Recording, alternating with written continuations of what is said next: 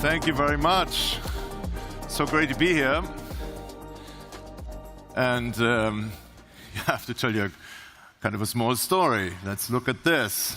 Now, the man on this picture is called Camille Genazzi. I don't know if it's correct, Genazzi. I have no clue. He's a Belgian entrepreneur and a passionate race driver who is known also as a Red Devil because he carried a nickname for his pointed red beard. I mean, on this picture you don't see it, right? But also because of his driving style, probably reckless. And those of you who have a keen interest in early automotive history will perhaps also know that he was involved in some very successful advertising for Bosch spark plugs. That was our advertising aging for Bosch spark plugs in the 20th century. How great is that? But that's not what we want to talk today. In fact, the car in the picture doesn't even have spark plugs. That's an electric car, that cigarette-shaped thing here. April 29, 1899, first person to break 100 kilometers per hour electric. But again, that's also not what I want to talk about today. But instead, I want to talk about something which is pretty much invisible on this picture, a small lettering on the shell of the car. And that very early vehicle had rather a distinctive name, or really have three simple words more accurately describe the very heart and essence of a mobile. It was called, you see it here, jamais content, which means basically the never satisfied. The never satisfied. And that, after all, is the driving force for everything we do. Over thousands of years, virtually no other form of energy has proven more forcefully than the quest for change and the quest to move. And this applies to geographical mobility as it does to mental mobility. The wheel, the boat, the steam engine, and the car count among our most important inventions. That's what every one of these has directly facilitated our mobility. And when we consider the other innovations that have shaped the history, we primarily find those which, instead of transporting people, have helped some convey news, knowledge to other places, to another. This includes everything from script, the invention of printing press, and its movable letters, to the radio, and of course, TV and internet. As we can see, it is a gradual overcoming of space and distance with the aid of technology that laid the foundation of today's modern world. That's what we love. But why, you may ask? I'm reminding ourselves now of these established certainties and the self-evident truth. Because I believe that we have lost sight of this crucial, fundamental aspect of mobility that is so vital to all of our lives. Mobility is about much more than simply getting from A to B. That's not what mobility is. Mobility makes us independent. Mobility permits exchange, dialogue, collaboration across geographical and physical boundaries. Social systems such as work, education, cannot function without mobility. The global trade in goods and services is the key and foundation of our economic system. Mobility is key to the diversity of lifestyles.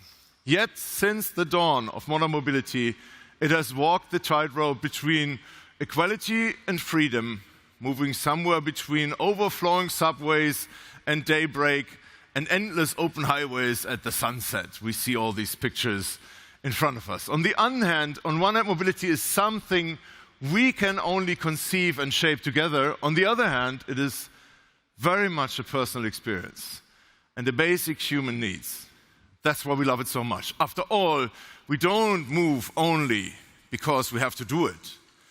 We move because we are curious, inquisitive, because we feel the need to growth and prosperity, because we want to be free, independent, because we like it, which brings us back to the jamais content, the never satisfied. And this connection between human quest for freedom and personal individual mobility is something which, in my opinion, is frequently neglected in today's discussion. Instead, we usually prefer to talk about prohibitions, regulations. Especially in Germany and Europe, the debate is also fueled with loudly proclaimed arguments around guided more ideological reservations than economic and technical facts. And this is despite us sharing a single common goal that is sustainable, zero-emission mobility. In my view, the fact that emotions still run so high proves one thing after all: namely the significance that we attribute to our own individual mobility as part of independent, self-determined life. And that is precisely why we must shape today's mobility in a sustainable manner. After all, unrestricted mobility, and thus a free society, will only be possible in the long term if it remains without negative impact on the very basis of our existence. So this sustainable mobility is not only enabling us to live environmentally friendly or climate-aware life, it is also a fundamental prerequisite for us to be able to shape our lives individually, independent, and in the future, as we do today. However, if we ignore these limits of our freedom, we will act without consideration of responsibility. The same short-sightedness and lack of solidarity is demonstrated by all those of you and us who seek to radically restrict mobility, and in some cases even prohibit it entirely.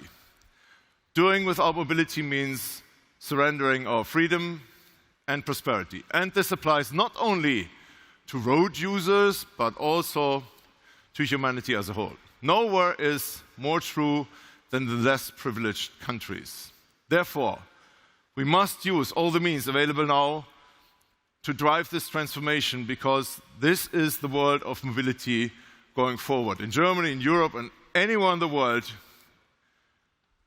as good as we can and do it. Wishful thinking won't help us on this quest, but technology can at least help. We are to fight climate change effectively while continuing to lead our modern lives. I believe that free competition and sophisticated technologies are the best weapons at our disposal. And this competition is very much a global competition. The climate knows no borders and does not care about national CO2 figures.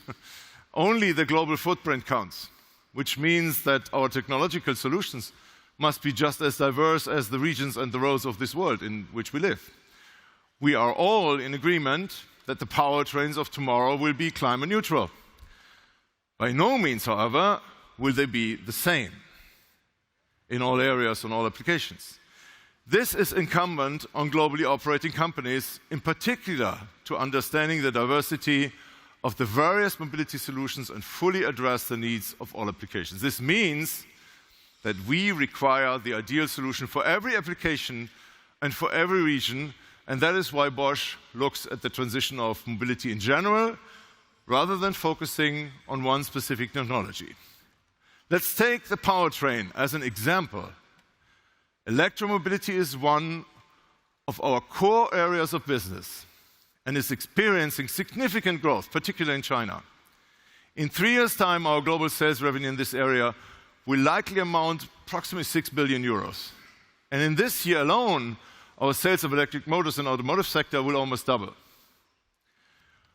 We are also making excellent progress in the fuel cell.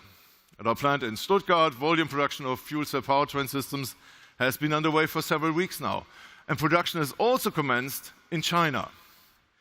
And we intend to manufacture stacks for mobile applications in the United States as well. As soon as 2030, we expect 1 in 5 new commercial vehicles above 6 tons or more worldwide to be equipped with fuel cell powertrains. And there are other interesting solutions besides. There is the hydrogen engine, for instance. That's a combustion engine. It is particularly well suited for heavy-duty vehicles which travel for long periods in very high loads or for long durations in very high loads at maybe low speeds. The hydrogen engine is entirely carbon neutral and is 90% based on existing technology. It's pretty much available. For volume production, projects are already underway at Bosch, and the market entry could occur as early as next year. But new powertrains always require new infrastructures, and the necessarily political will, of course, to make this happen. Particularly in Europe, we have to move with much greater speed and determination, not least in the establishment of a hydrogen economy. We at Bosch certainly intend to contribute to this, and starting 25, we will bring our PEM stacks to the market. The stack is the centerpiece of an electrolyzer system and can produce around 23 kilograms of hydrogen per hour. We are of the firm conviction that a climate-neutral world can only exist with hydrogen. And we all know that a great mobility transformation extends much more than powertrains. And it's not all about sustainability either. Software-defined vehicles will be significantly altering our user experience as well as the value chains, while automated driving and the newly mobility concepts will also play their part. By 2030, the automotive software market is expected to be worth well over 200 billion euros, a threefold increase over 2020. And Bosch is currently experiencing double-digit growth rates in this market, and in the research and development areas of Bosch, mobility software developers already account for more than half of our current workforce. On Monday's press conference, we already detailed why Bosch has long been much more than a major technology company, an automotive supplier, and it's increasingly adopting the role of a software company. While we don't want to go over that again in great detail, I do want to reiterate that we hope to achieve with this.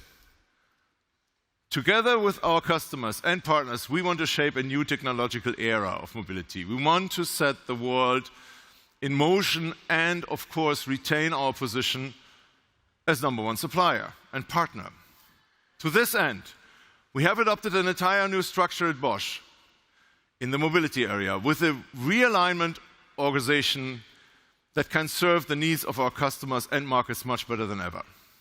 We are working feverishly behind the scenes to provide you with much faster, more flexible, more adaptable Bosch through one thing which remain unchanged: the high standard we set to ourselves. Our customers and partners expect us to provide innovative, sustainable, and economically successful products and services with exceptional quality.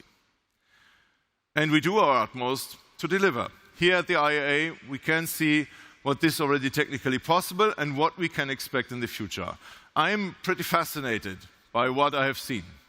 As an engineer, as a manager, but also primarily as a human being, it's just amazing. In our sector, at least, we are edging even closer to the solution in our fight against climate change without having to forgo too many of the modern comforts that we enjoy in today's life. For too long, we have put up with the less pleasant byproducts of mobility, including preventable accidents and air pollution. Great advancements have been made in both areas. We are already making excellent progress. Very soon, new powertrains and smart connected vehicles will make our road traffic safer, more sustainable than ever before. Motivation and innovation are the key to this progress. After all, humans' ingenuity requires freedom and incentives, of course. Mobility must remain an attractive market in the future. Only then will we be able to finance the significant upfront investments we all do. However, if we combine the targeted economic success with a clear understanding of our own contribution to society, our motivation becomes even greater, as does the realm of what's possible. At Bosch, this concept is reflected to our motto, "Invented for Life." This means that commercial success alone is not enough. We want to make a valuable contribution to society and thereby help to make this world just a little bit better. And this is the objective that we pursue with our contributions to the sustainable transformation of mobility, such as with our ABS for e-bikes, which ensures faster and safer braking when fully loaded. And e-bikes are fully loaded quite often. Our entire industry finds itself on the cusp of a new era, an era where economic success of the individual can be of benefit for the whole of society. Make no mistake, however, this undertaking will require an enormous effort on all parts. We all know that each new challenge will follow by another. But since we can only retain our individual freedom by ensuring sustainable mobility, these efforts will be more than worthwhile. This is a challenging period of upheaval that will cost us a great deal of time and money. In the end, however, these upfront investments will deliver not only economic rewards, they will also prove highly beneficial to us as humans living in a society geared towards progress. Never before has the purpose of our industry been so clearly apparent. We are creating a new mobility and thereby safeguarding our future freedom and prosperity. Thank you very much for your listening, and please also join Both on the booth in Hall B3. Thank you.